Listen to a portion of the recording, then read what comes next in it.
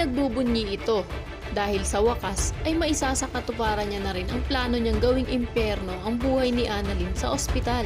Samantala, sasabihin niya kay Robert na gagamitin niya ang posisyon at kapangyarihan niya sa Apex upang mahulog muli ang loob nito sa kanya. Mapapatango naman si Robert at sasabihing susubukan niya na lang din ulit mahalin si Moira para sa ikatatahimik ng lahat. Pero ilang minuto lang matapos sabihin iyon ni Robert, ay mapapako na naman ang pangako niya dahil makikita nila si Lynette at si Michael na magkasama. Aligaga namang kikilo si Lynette at tatangkaing umalis, ngunit matitisod lang siya. Kaya for the rescue na naman si Robert na mas mabilis pa sa 4:00. Pagkaalis tuloy nila Michael ay away na naman si Moira at si Robert.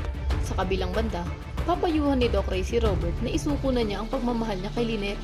Dahil bukod sa magkasintahan na ito, ay anumang oras ay pwede na silang magpakasal. Napapikit si Robert dahil napakasakit para sa kanya na may iba ng kasintahan ang minamahal niya. Pero hindi lang iyon ang pinag-aalala niya. Dahil alam niya na may tinatagong baho itong si Michael.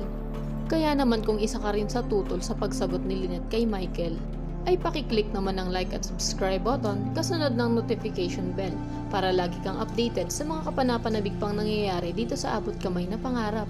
Maraming salamat sa iyong panonood.